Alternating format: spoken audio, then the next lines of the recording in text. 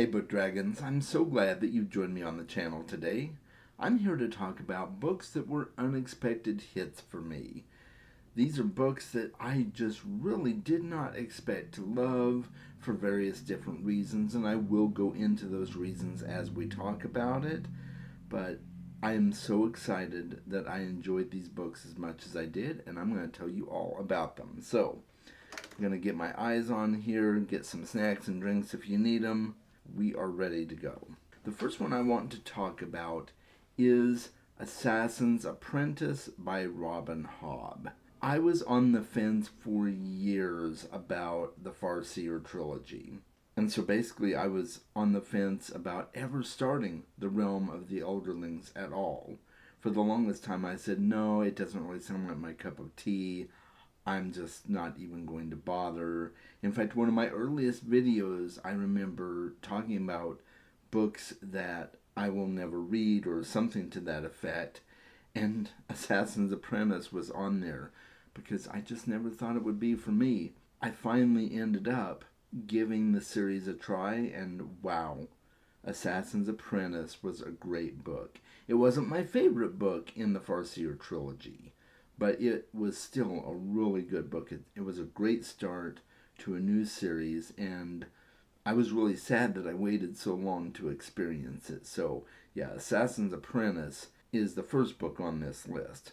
And along with that, I'm going to talk about the Rainwild Chronicles next. I was not sure if I would like the Rainwild Chronicles, mainly because I've heard so many negative things from people who are huge fans of the Realm of the Elderlings as a whole, but so many of them talk about how the Rainwild Chronicles is just not that great of a series. I've been buddy reading it with my friend Danielle over at Bookcara, and as we got closer, I was like, oh man, I really hope I like this series because I don't want to just skip an entire series in the Realm of the Elderlings. But I'd heard so many negative things that I was like, oh, I don't know. I don't know if this will be for me. But I went in with realistic expectations, and so far, I have been loving the Rainwild Chronicles, guys. I've read the first two books in the series, and it's just really great for me.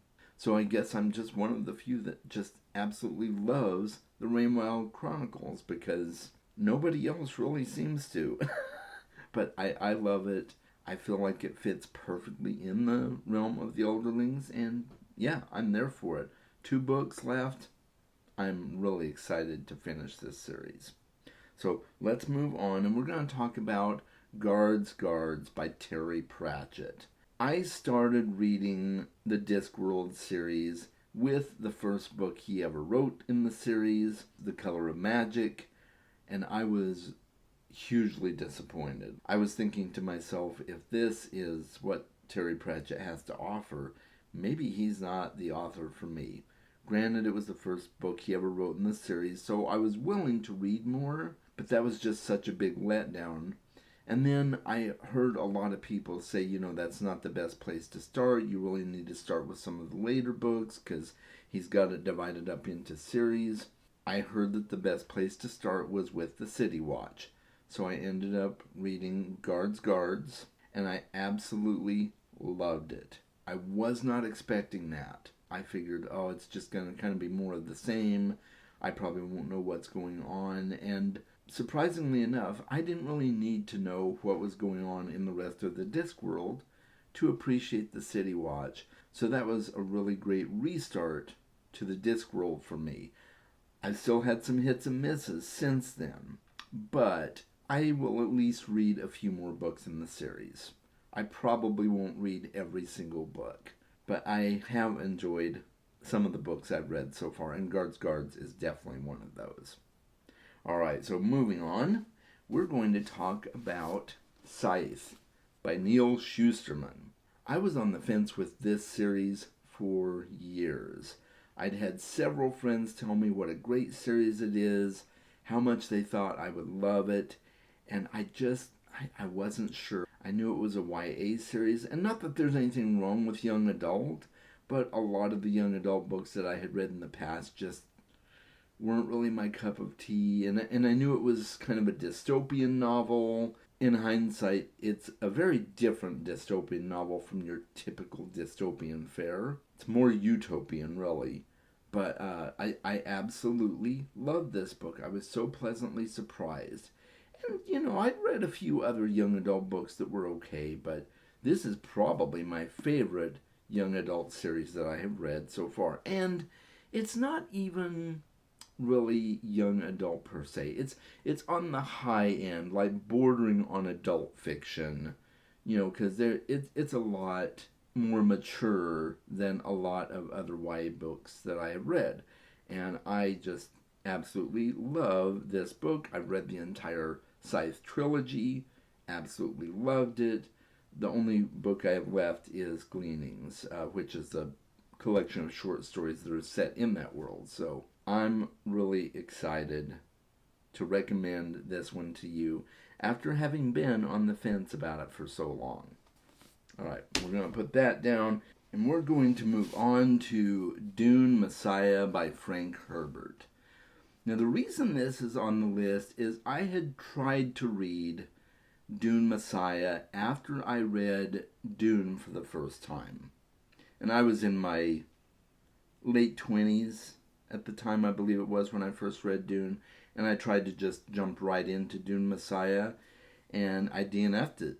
I put it down. I kind of decided that I probably wouldn't read Dune Messiah again. So when I did my reread a couple of years ago, I was like, maybe I'll give Dune Messiah another shot. And these books were coming up, these really fancy, beautiful editions. And I'm like, I'm going to give that book a try again and see if I like it. And guys, I was shocked. I absolutely loved this book just as much as Dune. Just as much. Dune is still probably a little bit better for me than this book, but not by much. I mean, this was a total 5-star read for me.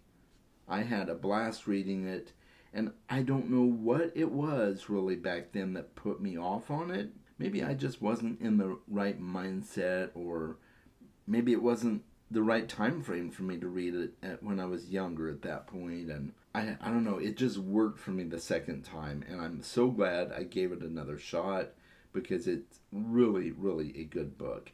And so that kind of taught me a lesson about DNFing books, that, it's maybe okay to give a book another shot. And there are a couple of books that I would like to give another try. Maybe I'll talk about those at some point in the future. This was really, really good.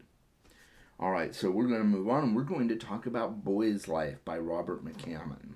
I wasn't sure how I would like this book. I had heard Robert McCammon compared to Stephen King quite a bit. I knew a little bit about the book, that it was kind of more a slice of life, and it was set in the 60s. I just figured it wasn't really going to be my cup of tea, but I decided to give it a shot, and I am so glad I did.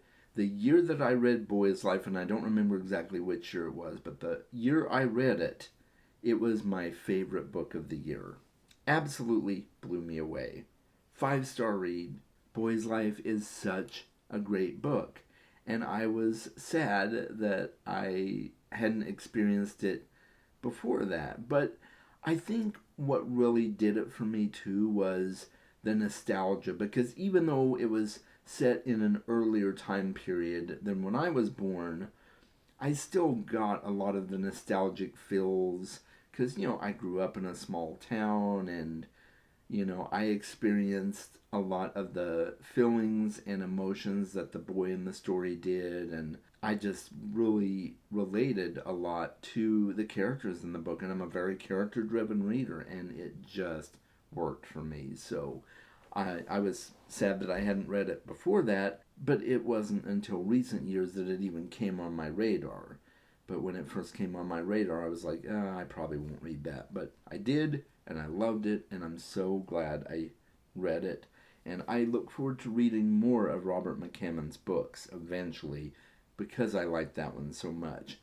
For me, his writing style is so much better than Stephen King. It's just my opinion because his writing style really works for me. So, yeah, that's Boy's Life. All right, the next one on this list is The Three-Body Problem by Cixin Liu. I had heard a lot of mixed things about this series. I had been told how concept driven it is, and it is.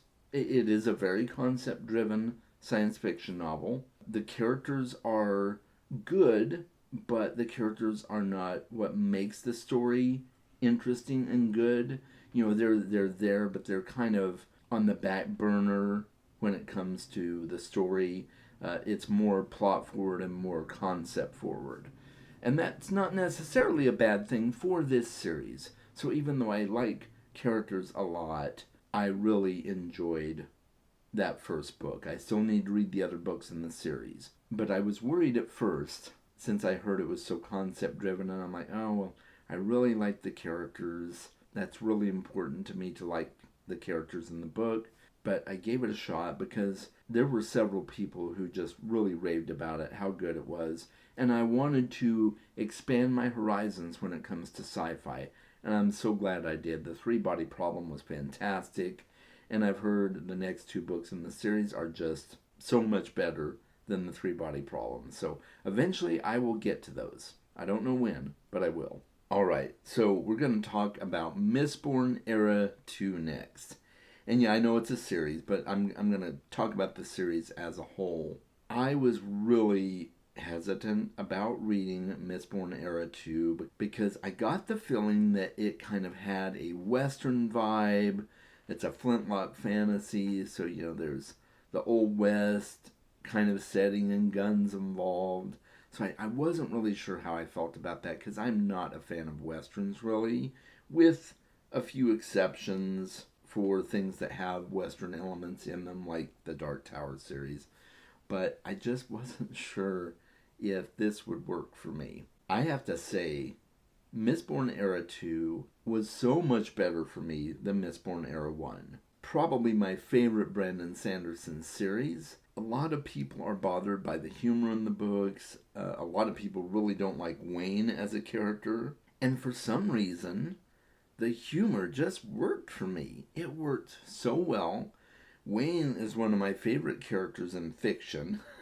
I don't know. He really worked for me. And one of the other things that had initially put me off to this series and, you know, not sure if I would like it, was so many people talking about how they didn't like Wayne, how it was just a pale comparison to Mistborn Era 1. And after I read it, I felt the exact opposite. And I wasn't going to not read it. I mean, I wanted to read everything in the Cosmere, so I knew I would read it eventually, and I'm so glad I did. It is, at this point, my favorite book series in the Cosmere. So, yeah, Mistborn Era 2. So good. All right, the next book on this list is The Martian. I was not really sure what to think about this book. My youngest child won a copy of the book in a contest at our local Comic-Con in one of the breakout sessions. They were just so excited. They read the book. They absolutely loved it. It's one of their favorite books. And I'm like, okay, I have to read this and see what it's like. And I was absolutely blown away. I really enjoyed it. Mark Watney is a fantastic character. The humor throughout the book was just really solid, and it fit with the storyline, kind of that cynical and self-deprecating humor at times. And, you know, it's really a humor that's born out of his trying to survive on this planet that really should have killed him in the whole time he was there. Realistically, it probably would have. But I don't know, it just worked for me. And I knew it was kind of science realism and not like pure science fiction. But I don't know, it was just really, really clever and witty and really interesting story. Like, edge of your seat. And you wouldn't think that a guy trying to grow potatoes and survive on Mars would be that interesting, but it was. And I know that's an oversimplification of the plot. There's a lot more to it than that, but it worked. It worked so well, and I'm so glad I read The Martian. It was unexpected for me, for sure. And we are going to move on to the last book on this list. And these weren't in any order, really. I didn't rank them, but I saved this one for last because for the longest time, I put this book off. And that is Shogun by James Clavell. I had put this book off for so long. It was on my list of white whales that I was just uncomfortable about the prospect of starting. It's a very long book. It's over 1,100 pages. Just a big chunker. It was historical fiction, so I just wasn't sure if I would even enjoy it because historical fiction is usually a miss for me. There have been a few that I've enjoyed. Overall, it's not really my genre, or at least it wasn't then. Now I'm kind of thinking, oh, maybe I would enjoy some other historical fictions, And with such a large book, I was just like, oh, I don't know. I was interested in it a little bit because it was set in Japanese culture around the time of the samurais, about a gaijin who gets stuck in feudal Japan. I really was curious to see whether I would like it. And on the ebook, they sell it in 2 separate volumes. So I was like, oh, well, that's perfect. I'll read half in one month and half in another month, and it'll be great. And oh, I'm so glad I did. So far, that is going to be my favorite book of 2025. It may be topped by something else yet. We've still got half the year left. It's still possible for something to beat out Shogun. But, oh, it's going to be a hard sell because Shogun just blew me away. Every book I've read since then, I've kind of compared to Shogun. I'm like, oh, well, was a great book, but it's not quite as good as Shogun was for me. So every book I read, I'm thinking, okay, how does this compare to Shogun? And that's not really fair, right? But Shogun was just such a magnificent read for me. It brought back nostalgic memories of taking Japanese in high school.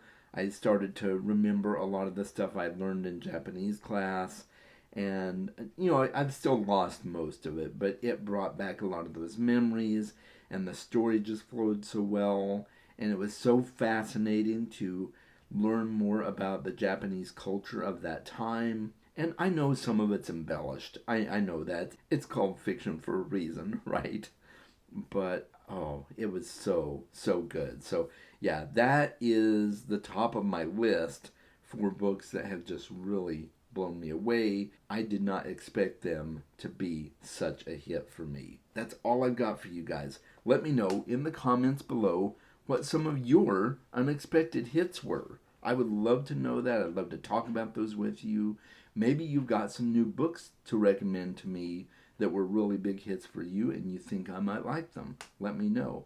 And let me know about some of these books on this list. Have you read them? Were they hits for you? Were they misses? I'd love to know your thoughts. Tell me in the comments below, okay?